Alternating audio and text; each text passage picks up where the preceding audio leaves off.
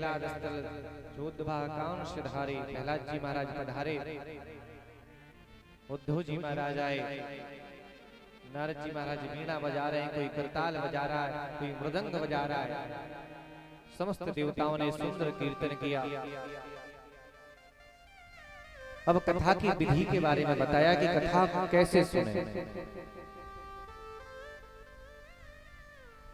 कहते हैं कि पौष को छोड़कर आप किसी भी मास में सुंदर तिथि देखकर जिसमें मध्य में एकादशी आए, ऐसी तिथि का विचार करके सुंदर मुहूर्त देखें जिसमें यजमान का और व्यास का चंद्रमा देखना चाहिए। मुहूर्त में क्या देखना चाहिए? केवल यजमान और जो व्यास होता है उसका चंद्रमा किस स्थिति में है, किस राशि पे है, समराशि है या शत्रु राशि है। कथा कैसे सुने, किस प्रकार बैठे? बोले 7 लाइन होनी चाहिए। पहले में कौन बैठेंगे? बोले पहले में सन्यासी, फिर दूसरी लाइन में वानप्रस्थ, तीसरी में गृहस्थ, ब्रह्मचारी और बच्चे बालक। 7 सप्त लोग बताए हैं, जो सत्य लोग, अतल लोग, पितल लोग, इस प्रकार बोले लाइन बनाकर बैठना चाहिए।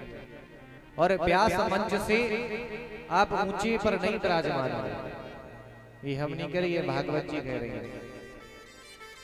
इस संदर्भ में बड़ी सुंदर कथा है कि एक बार की बात, जब भगवान कृष्ण अर्जुन को गीता सुना रहे थे तो हनुमान जी ने उस रथ की ध्वजा पर बैठकर गीता सुनी। जब गीता पूरी सुना दी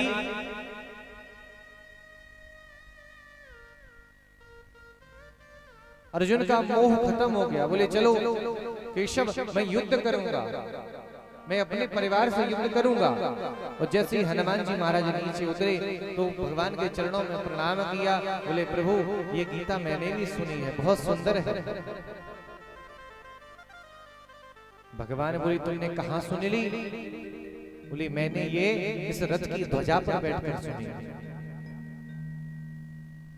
ठाकुर जी ने श्राप दे दिया, बोले जाओ तुम पिशाच की योनि में चले जाओ। अब देखिए, जिस हनुमान जी महाराज से पिशाच दूर भागते हैं, भूत पिशाच निकट नहीं आवे, महावीर जब नाम सुना। अब जब ऐसा श्राप दिया तो हनुमान जी महाराज चरणों में बैठ गए। बोले प्रभु, मैं तो आपके जन्म जन्म का सेवक हूं, हम पर तो कृपा करें। आपकी राम अवतार में मैंने कितनी सेवा की है, आपकी कृष्ण अवतार में मैंने जूठा माखन खाया है।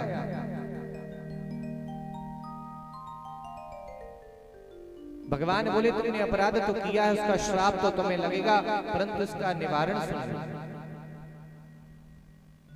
देखिए, भगवान इस कथा से संदेश दे रहे हैं कि जब मैंने अपने इतने परम प्रिय हनुमान जी से कोई ज्यादा प्रिय हुआ है उन्हें, उसको भी श्राप दे दिया, तो साधारण मनुष्य की क्या सामर्थ्य।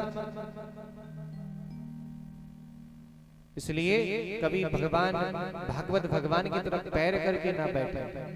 बहुत से देखे ना एकदम सीधे पैर करके बैठ जाते हैं, और इस आसन में ना बैठे जिस प्रकार ये शोकासन होता है। ये दोनों हाथ ऐसे रख लेते ना, ऐसे करके बैठ जाते हैं।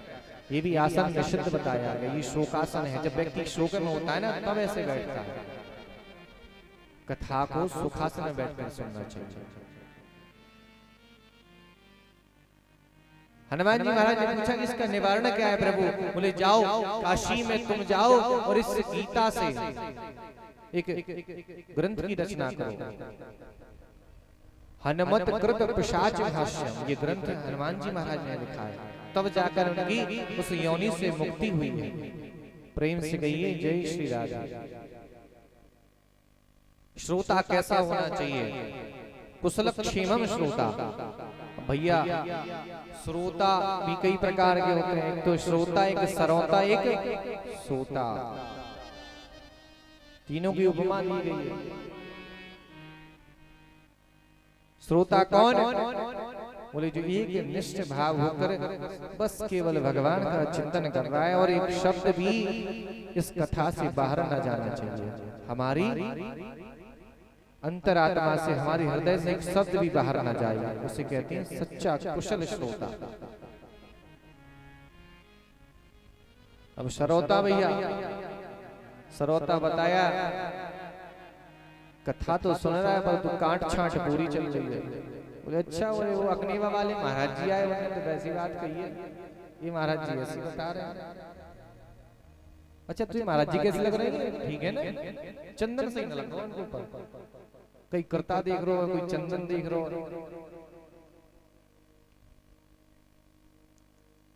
ये कैसे होती है? ये सरोता होते हैं, बीच में बात करना। कोई कथा चल रही है, कथा से तो कोई मतलब नहीं है, बस अपनी बात कर रहे हैं, अपना बढ़िया सज धज के आए, वो साज सज्जा दिखा रहे हैं, बोले हम बढ़िया लग रहे हैं। और एक भैया सोता होता है, उसकी समाधि लग जाती, जैसे ही बोलता है बोले वृंदावन बिहारी लाल की जय हो, जैसे उसकी निद्रा खुलती, कहता अरे महाराज हम तो समाधि में थे। बगल वाला कहता है अरे ना समाधि। देखिए भैया, बहुत अच्छी बात बताऊं, कथा क्या होती है? फूलों की शैया है।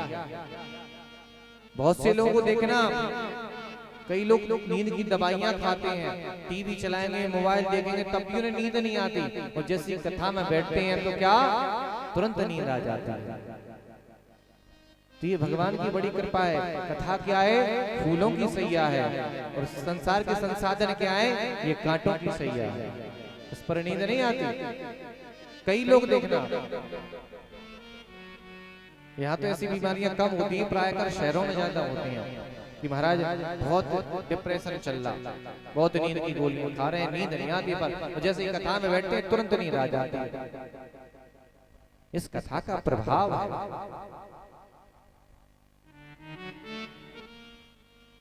भोजन के बारे में बताया, भोजनम तो ब्रह्मण्य, बोले जितना सामर्थ्य हो तो व्रत रहा जाए, भोजन ना किया जाए, अन्न का ग्रहण ना किया जाए। परंतु अगर यजमान में सामर्थ्य नहीं है तो एक समय फलाहार ले सकता है। अगर भैया उतना भी सामर्थ्य नहीं है तो दूसरे समय भी फलाहार ले सकता है, और भी सामर्थ्य नहीं है तो एक समय भोजन भी कर सकता है, परंतु कथा में जरूर आए।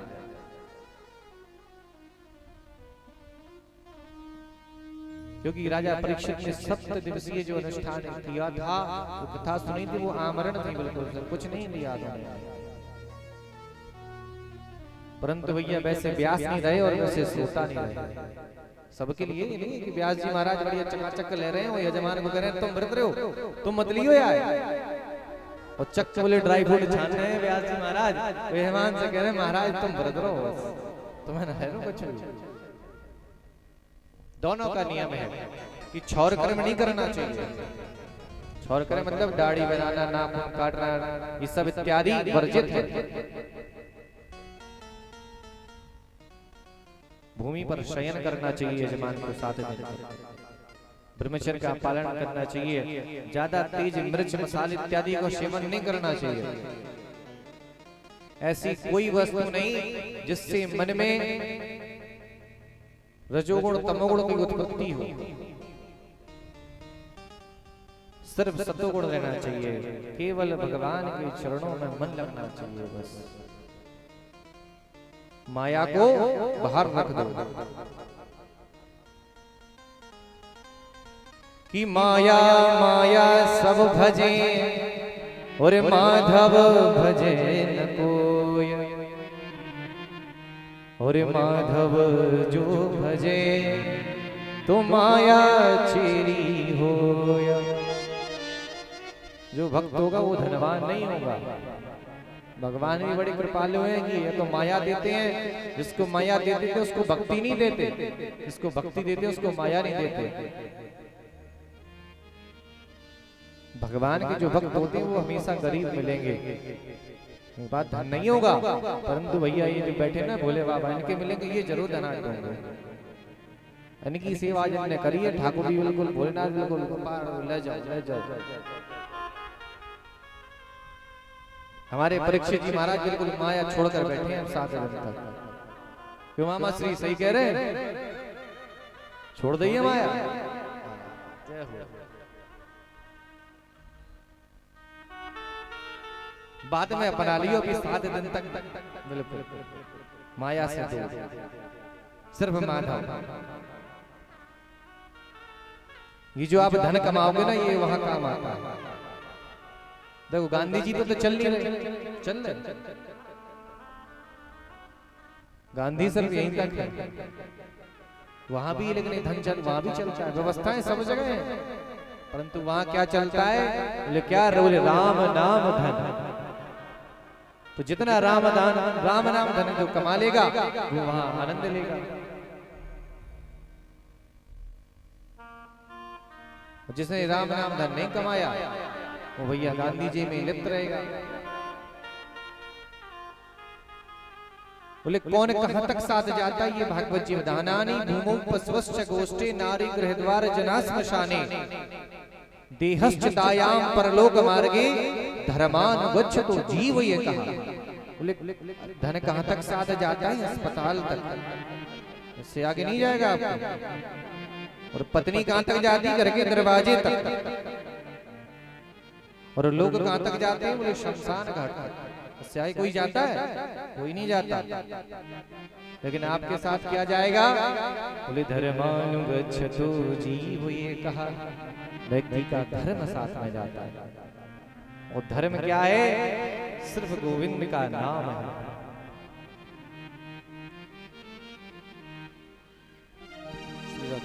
जो तू मिटाना चाहे जीवन की तृष्णा, जो तू मिटाना चाहे जीवन की तृष्णा, सुबह शाम बोल बंदे कृष्ण कृष्ण कृष्ण हो। सुबह शाम बोल बंदे कृष्ण कृष्ण कृष्ण। जो तू मिटाना चाहे जीवन की तृष्णा, जो तू मिटाना चाहे जीवन की तृष्णा, सुबह शाम बोल बंदे कृष्ण कृष्ण कृष्ण हो। सुबह शाम बोल बंदे कृष्ण कृष्ण कृष्ण हो। सुबह शाम बोल बंदे कृष्ण कृष्ण कृष्ण हो। सुबह शाम बोल बंदे कृष्ण कृष्ण कृष्ण।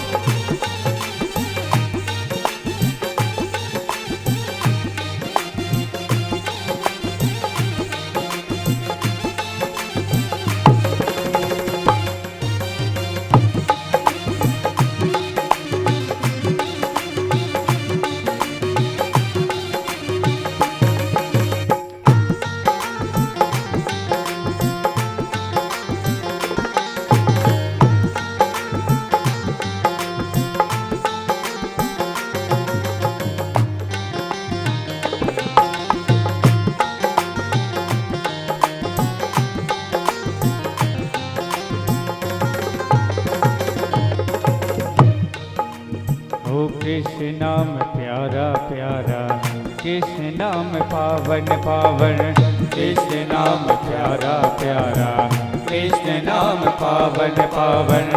जो न बोल कृष्णा कृष्णा जग से वो है हारा हारा। जो न बोल कृष्णा कृष्णा जग से वो है हारा हारा। मन का मिटे अंधियारा हो,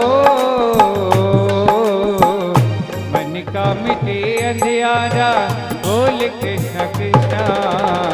सुबह शाम बोल बंदे कृष्ण कृष्ण कृष्ण हो। सुबह शाम बोल बंदे कृष्ण कृष्ण कृष्ण।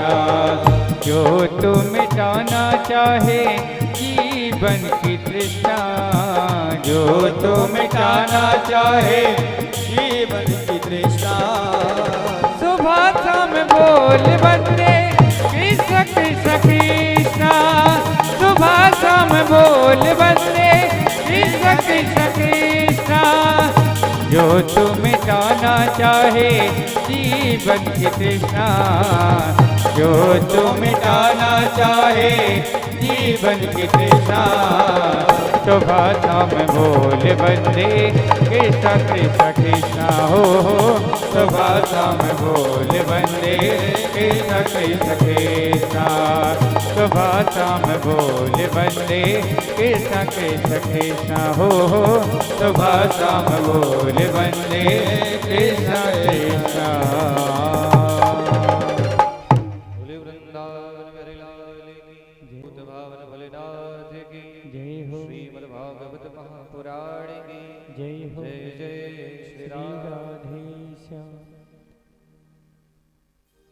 कहने का तात्पर्य बंधु धन वहां भी चलता है, परंतु वहां ये धन काम नहीं आता, ये सिर्फ यहीं तक सीमित है।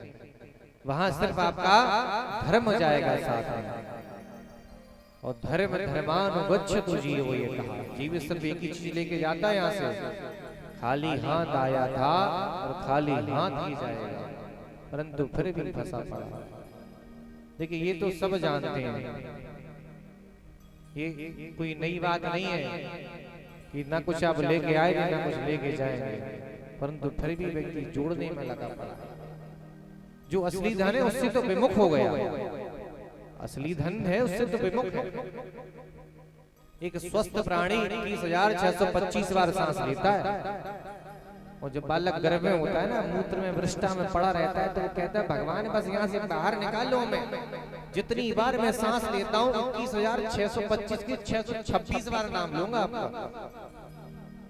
पर भैया जैसे ही जन्म लेता है और मुट्ठी खुलती है, उसे माया घेर लेती है, फिर वो इस माया से निकल नहीं पाता।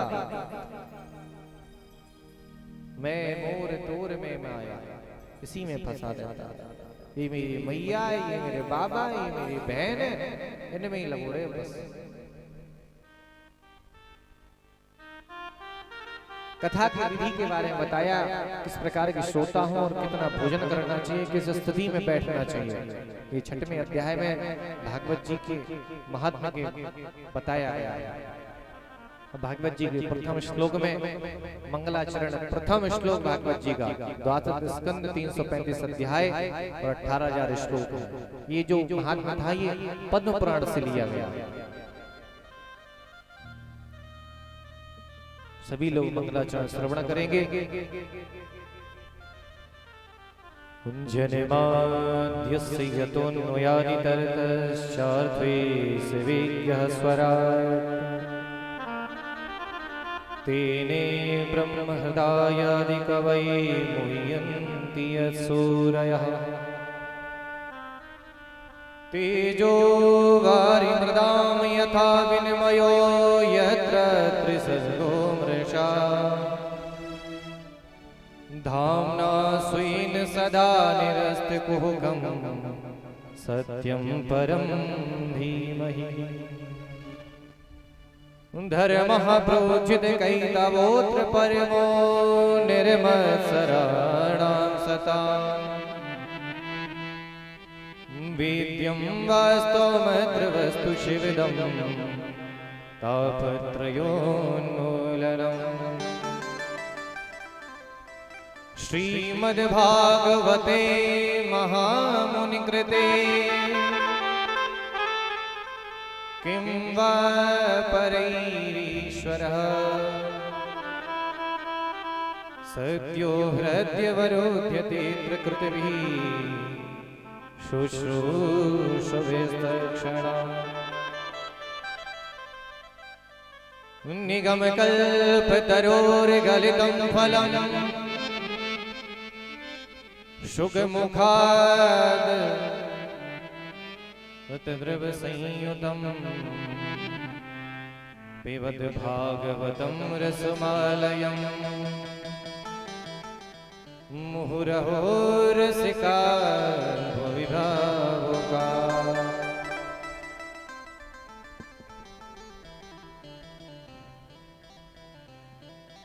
भागवत जी में मंगलाचरण जो 3 बार है, आदि मध्य और अंत। पहले भी है, मध्य में भी है और अंत में भी है। प्रेम से कहिए जय श्री कृष्णा। भैया आप भी बोलने करो, मैया बोलने करो, मामी बोलने में भजन पर रो लगे।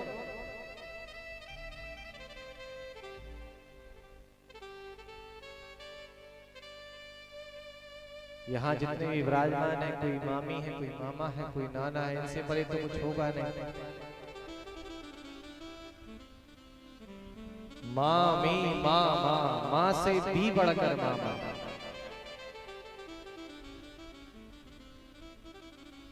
परंतु मामा कैसे होने चाहिए? कंस जैसे ना हो, वरना शकुनी जैसे होने चाहिए। मामा हो तो बिनौरा जैसे। प्रेम से कहिए जय श्री राधे। नहीं, बहुत स्नेह मिलता है मामा के यहाँ से। नानी नाना मामा मामी भाई बहन सब बहुत अच्छे।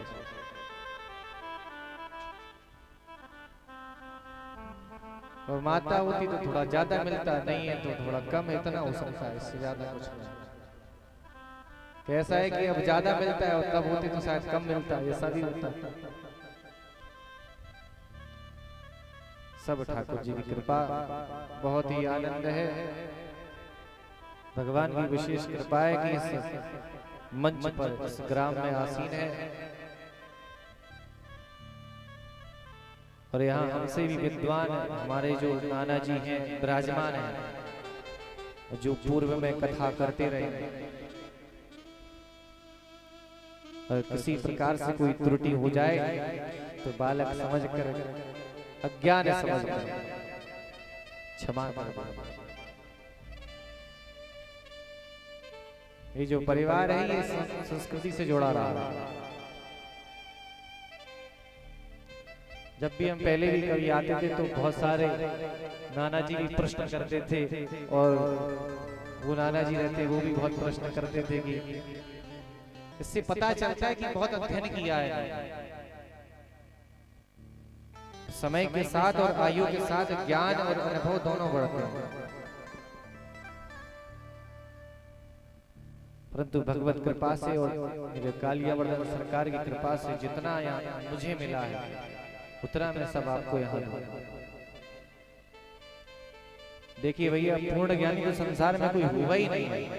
कोई हुआ है पूर्ण ज्ञानी? ज्ञान तो समुद्र की तरह अथाह है, उसकी सतह किसी ने पाई नहीं। आप एक विषय में पारंगत हो सकते हैं, आपको ज्योतिष का ज्ञान हो सकता है, आपको भागवत का ज्ञान हो सकता है, परंतु आप समस्त विषयों के ज्ञानी होना ये तो बिरला होता है, बिरला है। ऐसे भी मनीषी इस भारत भूमि में।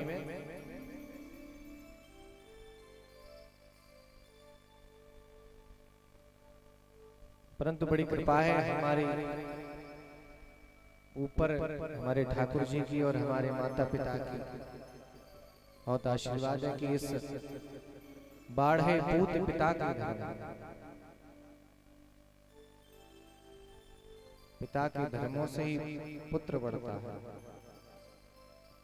मेरी माँ ने बड़े अच्छे कर्म किए होंगे पूर्व में मेरे पिता ने, तब जाकर इस कुल में मुझे जन्म मिला। ऊपर से श्री धाम वृंदावन वास मिला,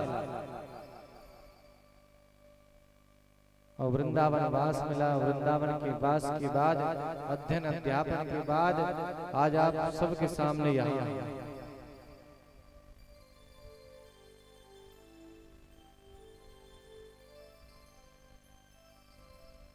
प्रेम से कहिए जय श्री राम।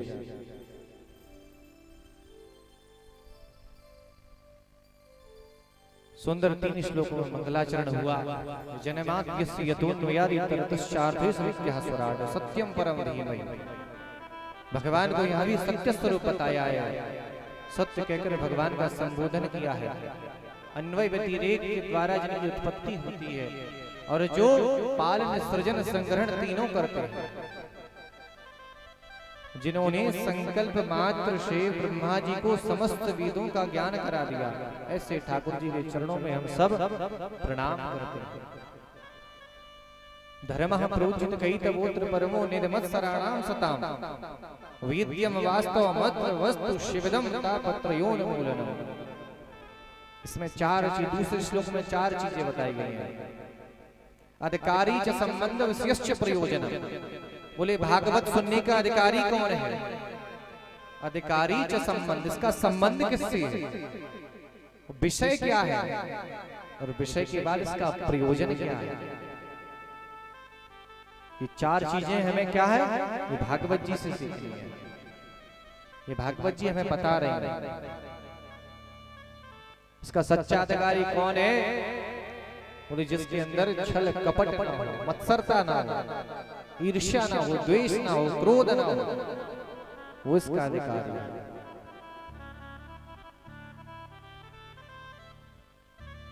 संबंध तो इसका शब्द रूप से हमारे ठाकुर जी अक्षर रूप से इसमें विराजमान है। विषय मेरे गोविंद की समस्त लीलाओं का इसमें वर्णन है। अभी 3 दिन तक आप ये, चौथे दिन तक ये कथाएं सुनेंगे, 5वें दिन से हम ब्रज में प्रवेश करेंगे, ब्रज की लीलाओं का आनंद लेंगे। 4 दिन तक तो इसमें समस्त शास्त्रों का सार है पूरा।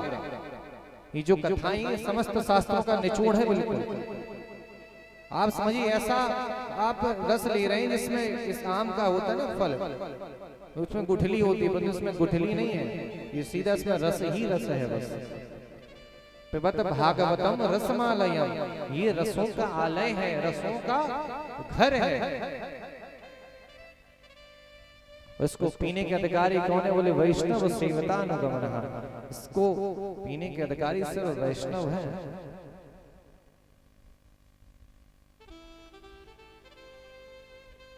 और प्रयोजन क्या है? बोले हम जीवन में परोपकार करना सीखें, इसका प्रयोजन है परोपकार, दया, दान, धर्म, सत्य, तप। ये 5 चीजें आपके अंदर होंगी तब आप परोपकार कर पाएंगे। पहले तो सत्य बोलना सीखें। देखिए कलयुग है, मानते हैं झूठ है। अभी आप साधारण बहुत झूठ बोलते होंगे। अभी फोन आया, अब हैं आप और में बता रहे, रुको मैं अभी ककारा आ गया, ककारा ही तो पढ़ते हैं। बोले मैं ककारा आ गया, बस आ रहा। कोई बड़ी बात थी, झूठ बोल दिया। अब हैं दुकान पे, बोले बस रास्ते में हैं, अभी आ रहे हैं, बोल दिया झूठ।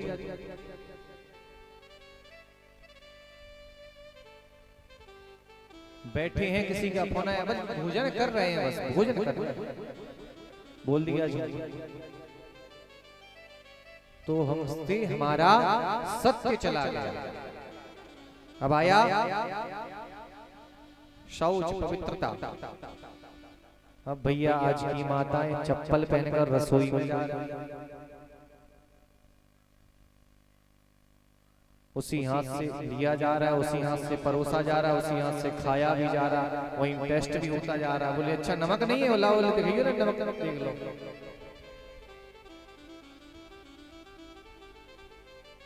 तो भोजन की पवित्रता चाहिए।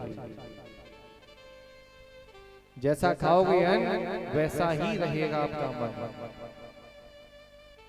भोजन का विशेष प्रभाव होता है जीवन में, और बनाने वाले का भी प्रभाव बहुत होता है। अच्छे मन से बनाया होगा तो आपको बहुत आनंद आएगा, और भैया अगर बुरे मन से बना दिया ना तो पूरी रात में भी नींद नहीं आएगी आपको। पवित्रता चली गई घरों से। अब देखिए आप भोजन होते हैं जो गेस्ट हाउस वगैरह में, वो उसी हाथ से ले रहे हैं, अगर पूरी ठंडी हो गई उन्होंने उसी में रख दी, फिर चप्पल जूता पहन के चल ही रहा है व्यवस्था। चल रहा है कि नहीं चल रहा?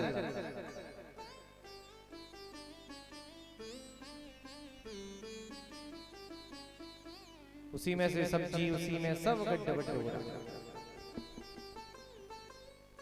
पवित्रता रही ही नहीं।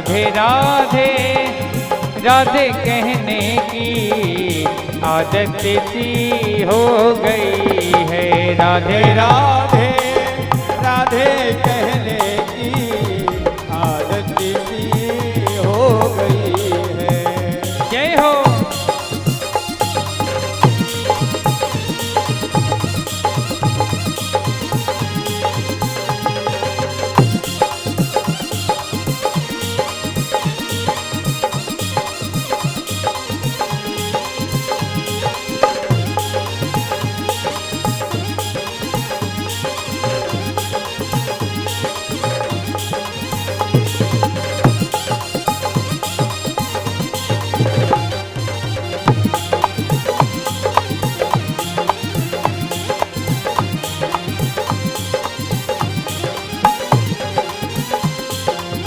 मेरी फरियाद पे न तुमने कोई गौर भी किया। मेरी फरियाद पे न तुमने कोई गौर किया। मेरी फरियाद पे न तुमने कोई गौर भी किया। तुमने कोई गौर ही किया। बीती बातों को बीती बातों को बीती बातों को दोहराने की आदत सी हो गई है। राधे राधे राधे कहने की आदत सी हो गई है। राधे राधे राधे कहने की आदत सी हो गई है। श्री जी के चरणों में रहने की श्री जी के चरणों में रहने की आदत सी हो गई है। राधे राधे राधे कहने की आदत सी हो गई है। राधे राधे राधे कहने की आदत सी हो गई है। आदत सी हो गई है। आदत सी हो गई है। आदत सी हो गई है। आदत सी हो गई। राधा राधा रटत है श्री राधा श्री राधा श्री राधा राधा श्री राधा राधा श्री राधा राधा। भोलेनाथ की जय हो। जय जय श्री श्री राधे। राधेश्याम। कहने का तात्पर्य बंधु अधिकारी से संबंध विशेष प्रयोजनम।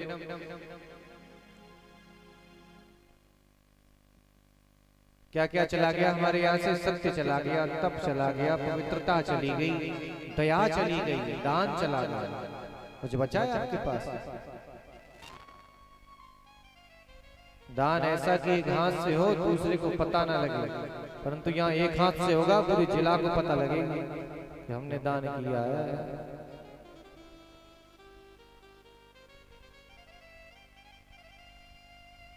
और दान में कितना सोच के कि इससे हमें मिलेगा क्या। हमारी चुनावी रणनीति कुछ बन रही कि नहीं बन रही? क्षेत्र में हमारा कुछ होगा होगा नहीं होगा? प्रेम से कहिए जय श्री राधे। तीसरे श्लोक में बताया निगम कल्प करोड़ गलितम फलम शुक खाद व्रत द्रव संयुतम। कहती है शुकीन कीरीण भाषितम। जो शुक होता है ना, यहाँ सुखदेव जी महाराज विराजमान है। तो श्री सुखदेव जी महाराज की जय हो। शुकीन कीरीण भाषितम। शुक जिस फल में चोंच मार देता है वो मीठा हो जाता है। ये भगवान श्री सुखदेव जी महाराज के मुखारविंद से सप्ताह विधि संसार में इस लोक में उन्हीं की कृपा से ही सुखदेव जी महाराज राजा परीक्षित को श्रवण कराए, तब यह जन जन तक पहुंची। ये सर्वप्रथम ये फल श्री नारायण ने ब्रह्मा जी को दिया और ब्रह्मा जी ने इसे नारद जी को दिया। नारद जी ने चतुश्लोकी भागवत व्यास जी को प्रदान की। व्यास जी ने अपने पुत्र सुखदेव को दिया। सुखदेव ने राजा परीक्षित को, और राजा परीक्षित जिस जगह की कथा सुनने थे वहां सूत जी महाराज विराजमान थे। सूत जी महाराज ने 88,000 शौनकादि ऋषियों को उनसे और परंपरा में चलते चलते हमारे जो पूज्य गुरुदेव, उनके गुरुदेव, उनके गुरुदेव, उनके गुरुदेव, इस प्रकार यहाँ हम आपको ये कथा सुना रहे हैं। प्रेम से गाइए जय श्री राधे। शौनकादि ऋषियों का सुंदर सत्र लगा था। 88,000 शौनकादि ऋषि विराजमान थे। एकाएक सूत जी महाराज का आगमन हुआ और सुंदर आसन सूत जी महाराज को दिया। सुंदर 6 प्रश्न यहाँ पर हैं। किससे? सूत जी महाराज से, शौनकादि ऋषि।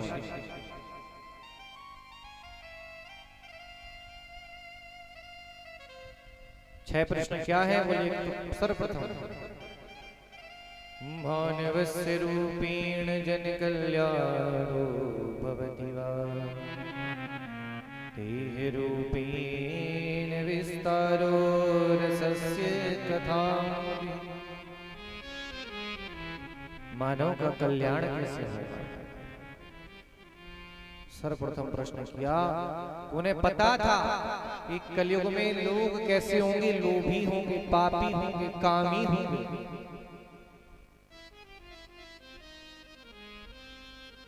ऐसे लोगों का कल्याण कैसे होगा?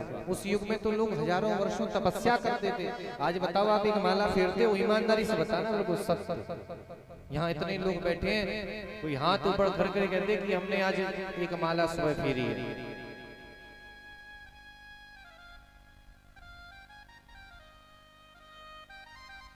बताओ, गिने चुने 4 लोग हैं।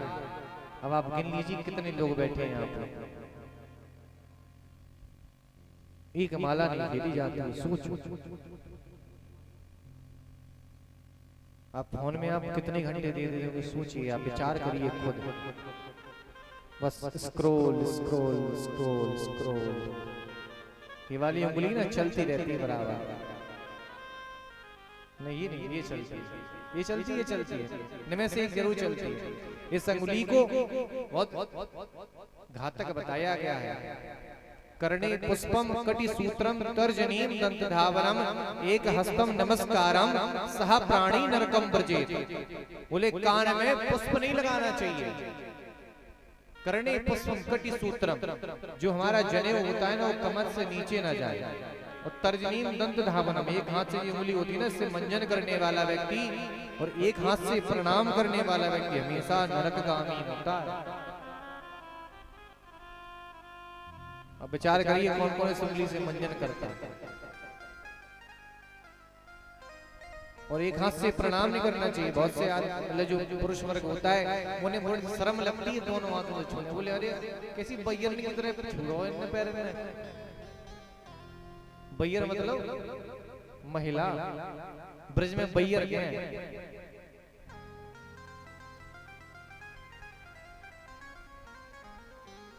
शर्म लगती है। जबकि एक हस्तम नमस्कारम सह प्राणी नरकम ब्रजे, एक हाथ से नमस्कार करने वाला व्यक्ति नरकगामी होता है। हमारे सनातन धर्म में है ही नहीं एक हाथ का। ये तो अंग्रेजों ने बना दिया एक हाथ से हैंडशेक करना। ये बोले आइए हाथ मिलाइए, वरना हमेशा विनम्रता से हमारे दोनों हाथ। 4 मिले 64 खिले 20 रहे कर जोर, और भक्तन से जब भक्त मिले तो बिकसे 7 करोड़। 4 मिले 64 खिले। 4 मतलब 2 नेत्र एक भक्त के, 2 नेत्र दूसरे भक्त के। 64 खिले 32 एक भक्त के, 32 दूसरे भक्त के। 4 मिले 64 गले 20 रहे कर जोर, दोनों हाथों की 5 इसकी 5 इसकी 5 उसकी 10 दोनों की होगी 20 रहे कर जोर।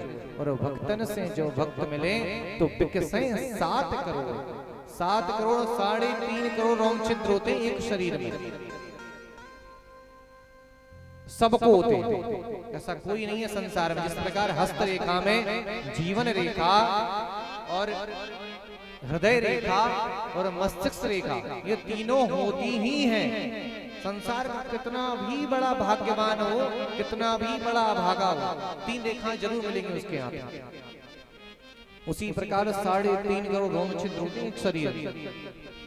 तो जब दोनों भक्त आपस में मिलते हैं तो बिकसे 7 करोड़। जब भक्त मिलते हैं तो विकसित हो जाते हैं। और भैया जब मायापति मिलते हैं, जो माया बसते हैं, तो फिर वो डाउन हो जाते हैं, क्योंकि उन्हें तो माया की बात करनी है।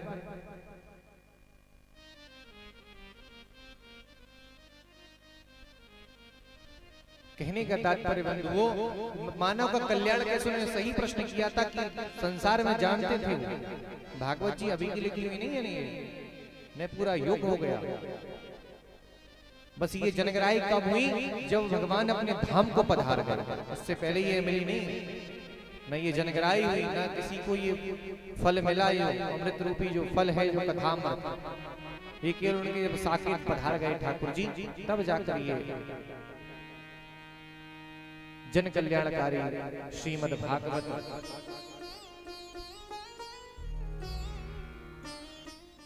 दूसरा समस्त शास्त्र श्रेय सार, बोले शास्त्रों का सार क्या है, भगवान देव की यहाँ किस लिए आए थे, भगवान के अवतारों की कथा क्या है।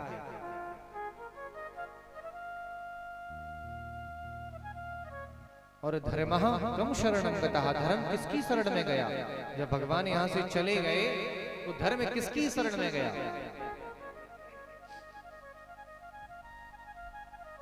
एक सुंदर 6 प्रश्न किए।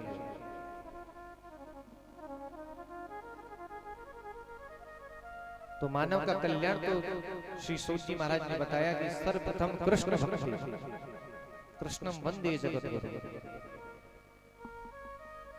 लेकिन व्यक्ति सोचता है कि अब बुढ़ापे में करेंगे, अभी क्या करना, भजन जन तो बुढ़ापे में होगा।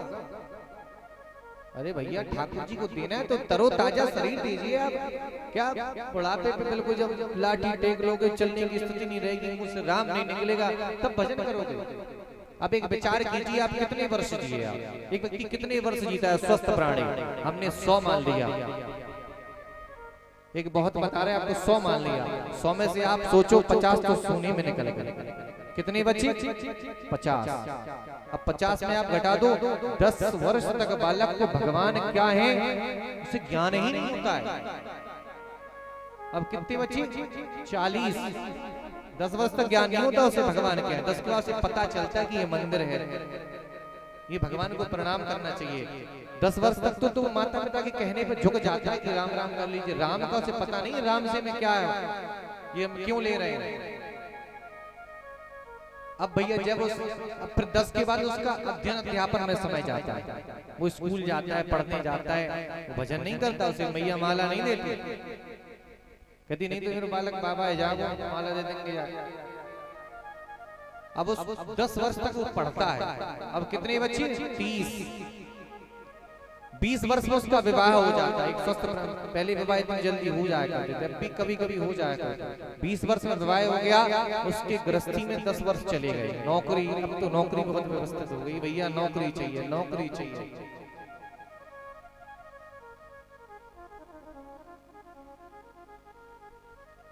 अब कितने बच्चे 20। जब विवाह हो जाता है तो उसके पुत्र पौत्रा जो तो उनके धनोपार्जन के लिए उसे 10 वर्ष चाहिए, उनके लिए चाहिए।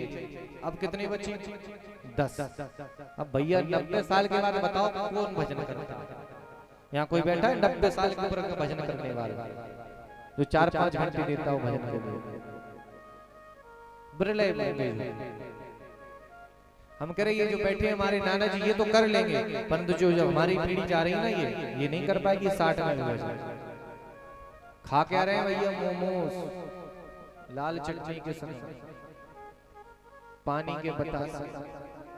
अब नाराज जी थोड़ी खाए होंगे पानी के बतासे, तो घी सूट रहे होंगे वहां समय पर, घी चल रहा होगा शुद्ध बिल्कुल।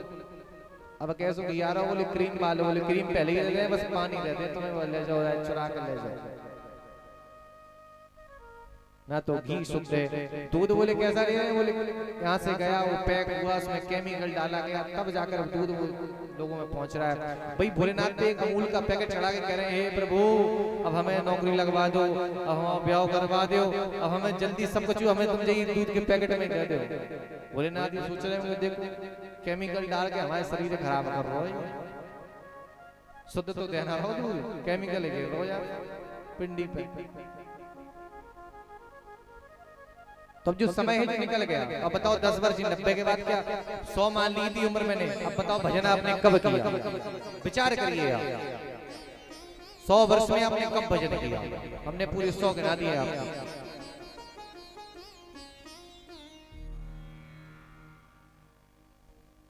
इसलिए समय निकालिए ठाकुर जी को।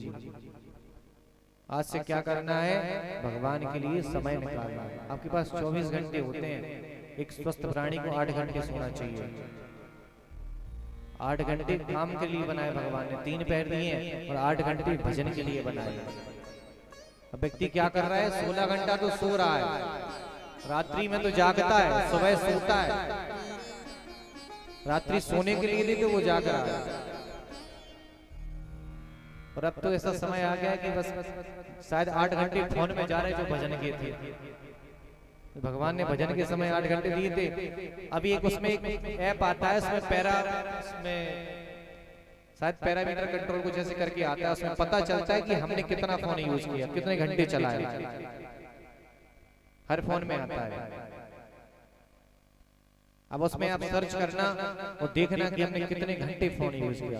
अगर उसका आपने 20% भी भगवान को नहीं दिया, परंतु दिया भगवान को, 8 घंटे चलाते हैं, 8 घंटे का 20% निकाल दो। एक भी माला व्यक्ति नहीं करना चाहता भगवान, वो चाहता क्या क्या है। अब उसकी चाह देखिए कि चाह पैसों से आनों में आती रही, चाह पैसों से रुपया बुनाती रही, चाह रुपयों से कोठी चुनाती रही, वो चाह कोठी में मोटर मंगाती रही, चाह मोटर से होटल में जाती रही, चाह होटल में बोतल खुलाती रही, चाह क्या क्या न करती कराती रही, चाह पाली जिन्होंने वो पीले हुए, चाह छोड़ी जिन्होंने वो रसीले हुए, चाह जी से लगी जी जरा हो गया, चाह मेरे हरी से लगी दिल हरा हो गया। जब व्यक्ति अपने खाट पे जाता है ना शाम को, तो क्या क्या चाहता है कि हे प्रभु खूब रुपया दे, ले आओ रुपया पटको। चाह रुपया, रुपया से कहा बोले कोठी, अब कोठी दो, बनवाओ कोठी। और कोठी में बोले कहा, बोले मोटर, मोटर भी आ गई भैया। मोटर से फिर कहा, बोले मोटर से सीधे होटल। होटल में क्या भैया, होटल में बोतल। अब बोतल कोई भी हो सकती है, वो पेप्सी की भी हो सकती है।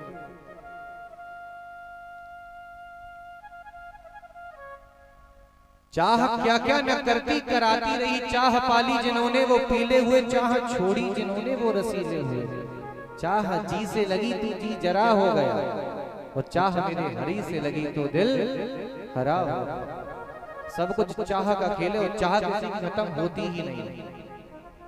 चाह किसकी हुई, बोले केवल एक संत। चाह कहीं चिंता नसी मनवान बेपरवाह, जिसे कछु न चाहिए सोई शहंशाह। लेकिन यहाँ तो सब चाह का ही खेल है पूरा, बिना चाह के कुछ है ही नहीं। कहने का तात्पर्य बंधु, दिन में ज्यादा नहीं थी, 1 घंटा अपने भगवान के लिए 1 घंटा निकालो पूरे दिन में। 23 घंटे अब अपने लिए देते, 1 घंटा भगवान को भी देते। मानव का कल्याण तभी है जब वो भगवान की शरण में जाता है, भगवत प्राप्ति के लिए यत्न प्रयत्न करता है, भगवान को समय देता है। आप भगवान को समय देंगे तभी भगवान आपको देंगे, ये भी याद रखना। जब व्यक्ति परेशान हो जाता है तब भागता है भगवान की तरफ, बोले भैया बहुत परेशान है महाराज, बहुत ज्यादा दिक्कत में चल रहे हैं अभी हम। ये दिक्कत आई क्यों? अगर आप पहले ही समझ लेते तो शायद दिक्कत ही ना आती है। सब यहीं का यहीं देख के जाना है आपको, इसलिए जीवन में सब कुछ लगा रहता है, सब कुछ। एक नियम बनाइए आज से कि एक माला अपने ठाकुर जी के लिए करनी है, ज्यादा नहीं। एक माला में कितना ये लगता है? 5 से 7 मिनट। एक सुबह एक शाम को बढ़िया ठाकुर जी को एक माला अर्पण करो, सुंदर पूजन करके उनका एक थोड़ा सा नाम लेना है भगवान का, बस इतनी में ठाकुर जी प्रसन्न हो जाते हैं। बहुत दयालु है, बहुत कृपालु, बहुत। तुम एक कदम रखोगे ठाकुर जी 100 कदम से तुम्हारे लिए आएंगे, परंतु एक कदम तो रखो।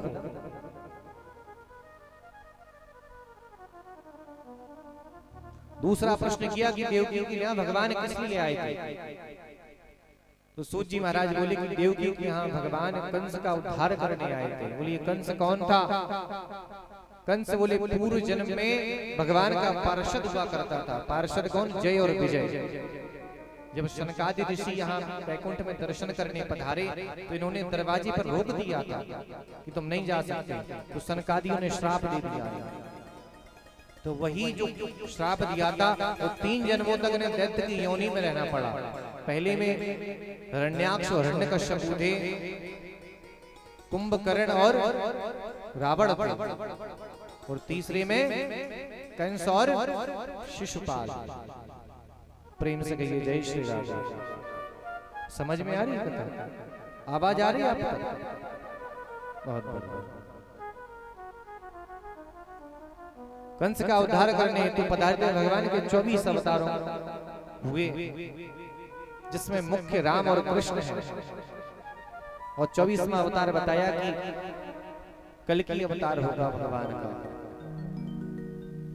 संभल नाम के ग्राम में भगवान का कलयुग में 24वां अवतार कल्कि के रूप में होगा।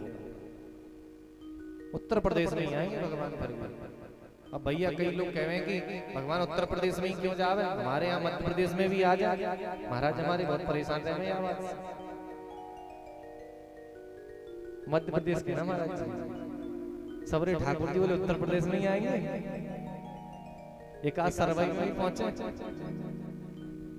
बोले उत्तर प्रदेश में। फिर दूसरा ये भी बड़े खुश होते हैं, बोले उत्तर प्रदेश में बोले राक्षस भी बहुत है, इसलिए बोले उत्तर प्रदेश में ही आते।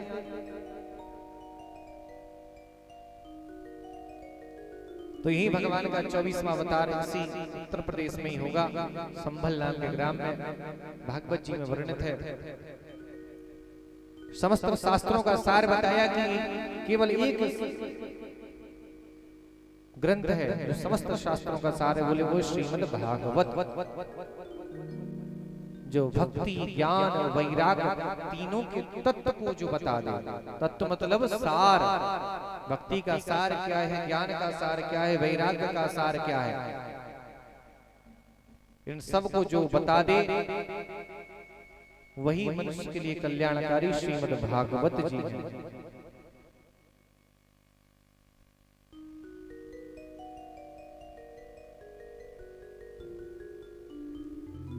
शौनकादि ऋषि ने प्रश्न किया, प्रभु ये कथा किसने सुनाई? जिस प्रकार सुखदेव जी महाराज ने राजा परीक्षित को ये कथा सुनाई, तो किस हेतु सुनाई? ऐसा क्या हुआ था कि उन्हें कथा सुनानी पड़ी? तो इस संदर्भ में बड़ी सुंदर कथा सुनाई कि एक बार की बात है कि वेद व्यास जी महाराज ने सब कुछ किया।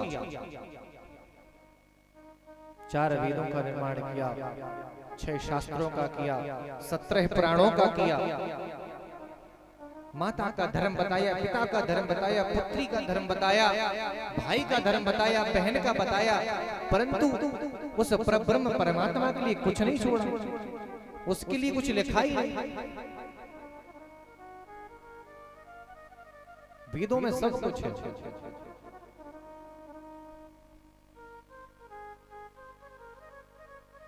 नारद जी उनके आश्रम में पधारे। शम्यप्रास आश्रम पर रहते सरस्वती नदी के तट पर श्री वेदव्यास जी महाराज। नारद जी महाराज के चरणों में जिज्ञासा रखी कि प्रभु मैंने इतना सब कुछ लिखा परंतु मेरे मन को शांति नहीं है, मेरा मन मलिन आज भी है। नारद जी बोले तुमने सबके लिए लिखा परंतु उस हरि के लिए कुछ नहीं लिखा।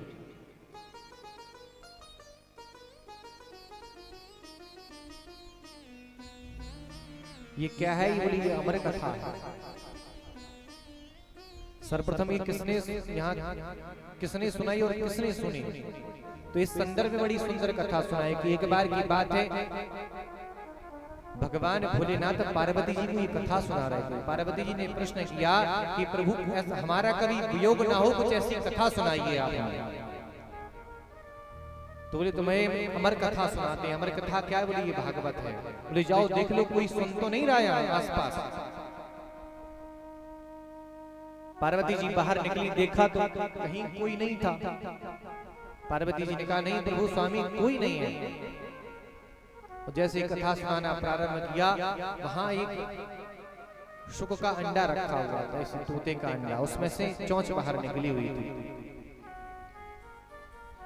अब भोलेनाथ जी ने कथा सुनाना प्रारंभ किया।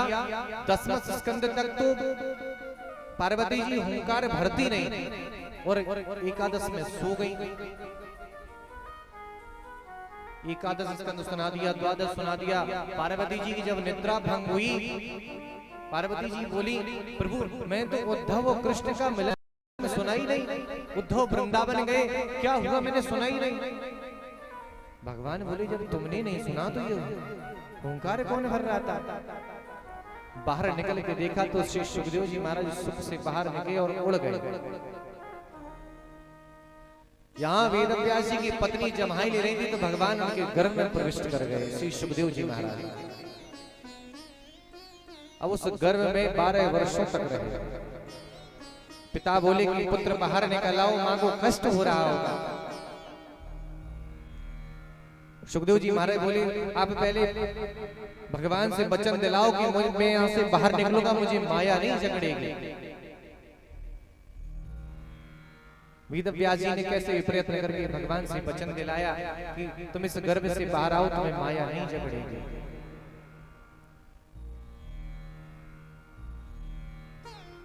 और जैसे ही सुखदेव जी महाराज बाहर निकले और तुरंत वन की ओर प्रस्थान कर गए। पिता उनके पीछे दौड़ते दौड़ते जा रहे हैं, उन्हें पुकार रहे हैं कि यम प्रव्रजन्तमनुपेतम अपेत कृत्यम द्वैपायनो विरह कातरया जुहा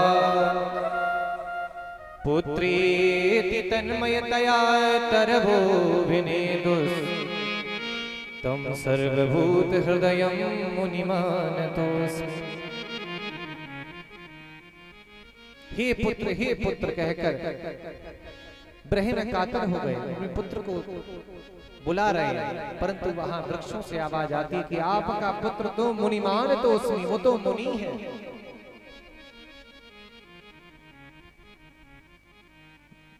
जब बहुत बुलाने पर वो नहीं आए तो एक सुंदर श्लोक उन्होंने भागवत जी का गाया कि यहो वकीयं स्तनकालकूटं जिघांसया यदपि साध्वी लेभे गतं धातृच्युतां ततोऽन्यं कं वा दयालु शरणं व्रजेम। अहो वकीयं स्तनकालकूटम। पहला जैसे श्लोक सुना सुखदेव जी महाराज की समाधि टूट गई। इतना सुंदर श्लोक। श्लोक में क्या था कि देखिए ऐसे प्रभु जिस पूतना ने उन्हें विष पिलाया, अपने स्तनों से जहर पान कराया, परंतु उस पूतना को भी मेरे प्रभु ने मां की गति प्रदान की। देखिए पूतना की गति मां की गति थी। भगवान ने यशोदा मैया के बगल में स्थान दिया अपने लोक।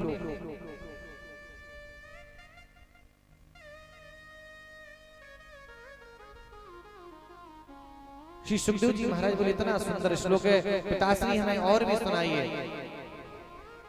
तो वेद व्यास जी महाराज अपने पुत्र को लेकर अपने आश्रम पे आए और पूरी भागवत जी उन्होंने वहां श्रवण कराई।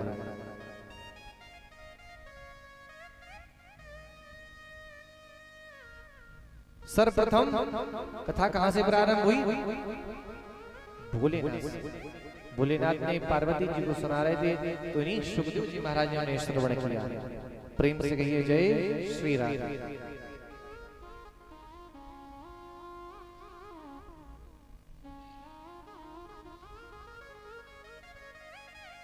नारद जी महाराज बोले तुमने हरि के लिए कुछ नहीं लिखा। तो 4 श्लोक नारद जी महाराज ने वेद व्यास जी को प्रदान किए और अपना पूर्व जन्म सुनाया कि मैं पूर्व जन्म में क्या था और इस जन्म में क्या हूं। कि अहम पुरातीत भवे भवं मुने दास्यास्तु कस्याश्चन वेदवादिना।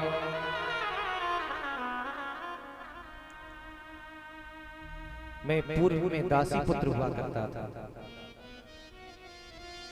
चातुर्मास करने के लिए हमारे यहाँ संत पधारे। पहले चातुर्मास होता था, अब होता है?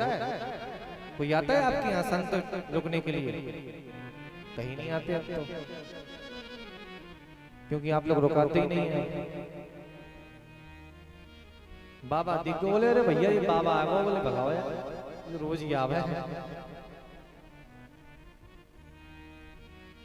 बाबा नाम बवाल को, संत नाम शैतान को।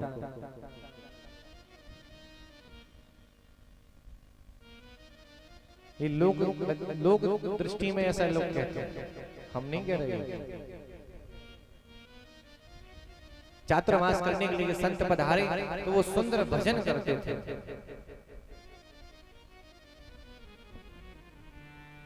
वो ठाकुर जी की कथाएं गाते थे, वृंदावन की कथाएं, गोविंद की कथाएं। तो नारद जी को उनसे प्रीति हो गई उन कथाओं से। अब नारद जी महाराज मचल गए कि माँ मैं भी जाऊंगा इन संतों के साथ, परंतु माँ का इकलौता पुत्र था। माँ नहीं चाहती थी कि मेरा पुत्र जाए। संतों के चरणों में प्रार्थना की, प्रभु इसे मत ले जाओ। अब लेकिन नारद जी महाराज के मन में ये बड़ी उत्कंठा हो गई कि मुझे यहाँ से जाना है। भगवान की ऐसी कृपा हुई कि उनकी माँ को सर्प ने काट लिया और उनके माँ की मृत्यु हो गई। और नारद जी महाराज वन को पधारे। जैसे ही वन में पहुंचे, एक तालाब के किनारे जल पान कर रहे थे, ध्यान मुद्रा में बैठ गए। देखा ठाकुर जी की छवि उनके अंदर आ गई। भगवान का दिल किससे लग गया है? ठाकुर जी से। उनकी छवि उनके हृदय में आ गई।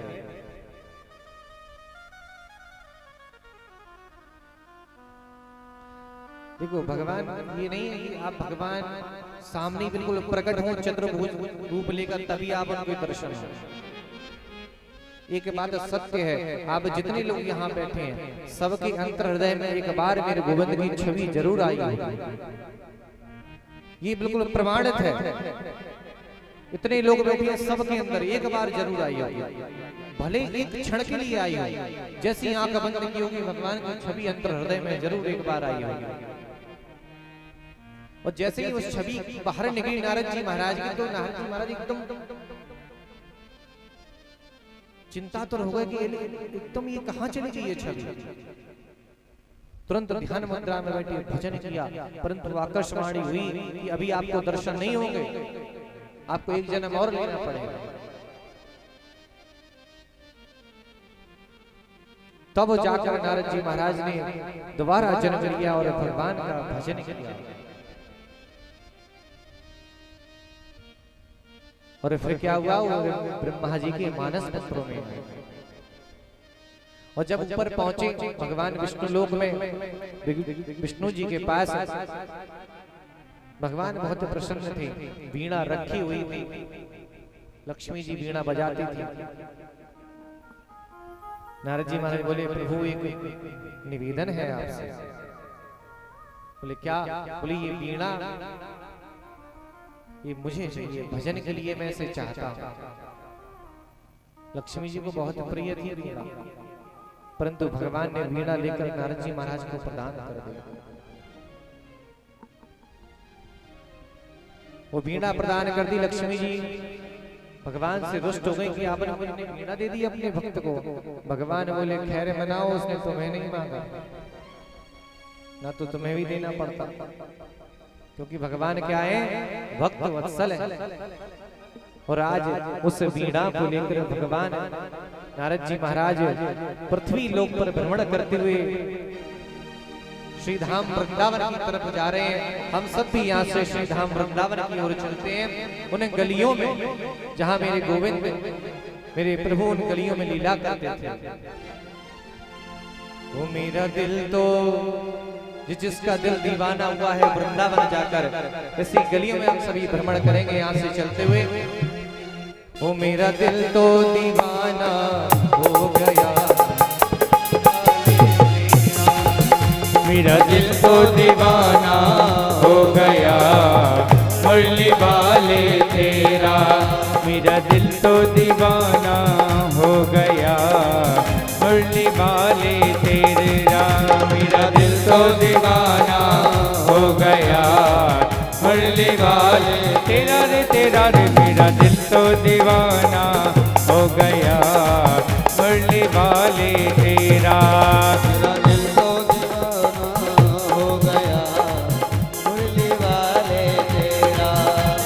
ओ मुरली वाले तेरा, मुरली वाले तेरा, कमली वाले तेरा, कमली वाले तेरा। नजरों का निशाना हो गया मुरली वाले तेरा। मेरा दिल तो दीवाना हो गया मुरली वाले तेरा।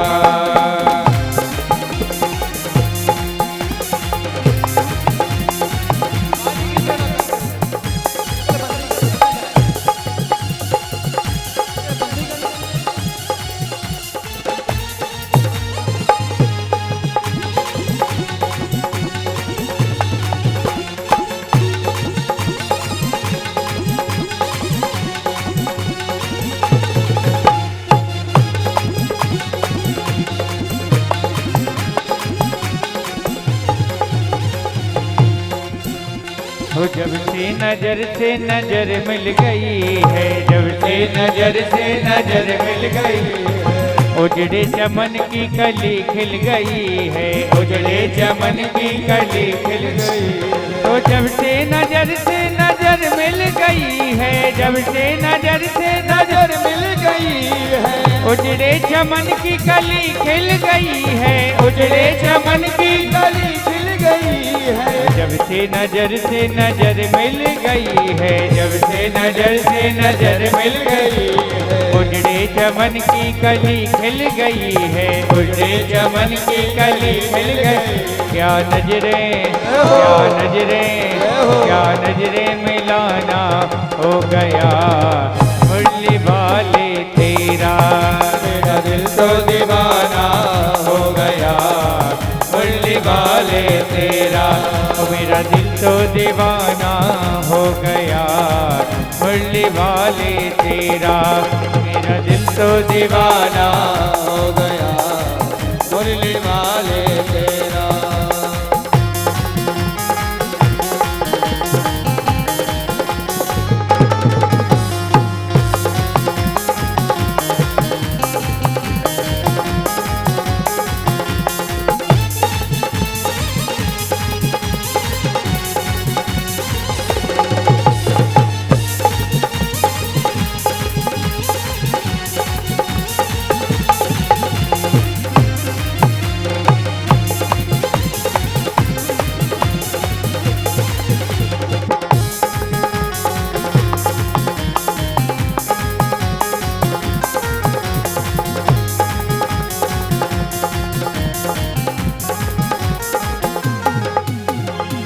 मेरा प्यारा प्यारा मैं तेरा पागल, तू मेरा प्यारा प्यारा मैं तेरा पागल, तू मेरा प्यारा प्यारा मैं तेरा पागल, तू मेरा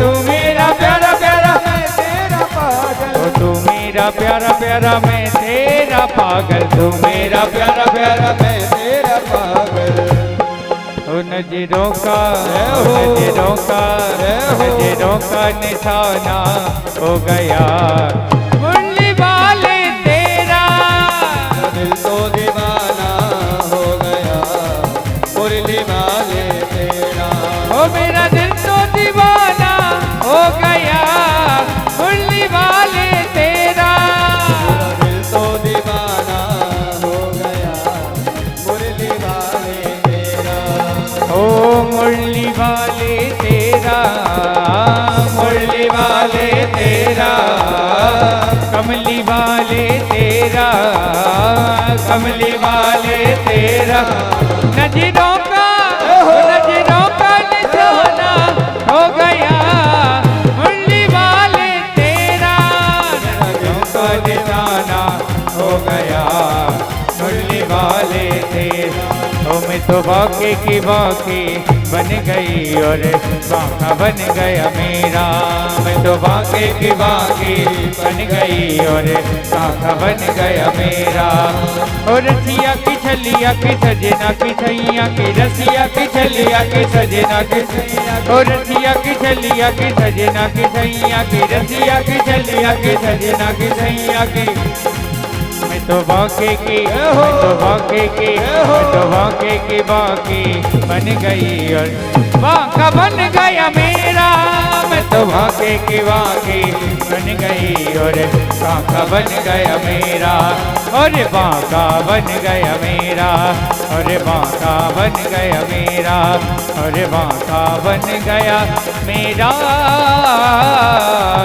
मेरा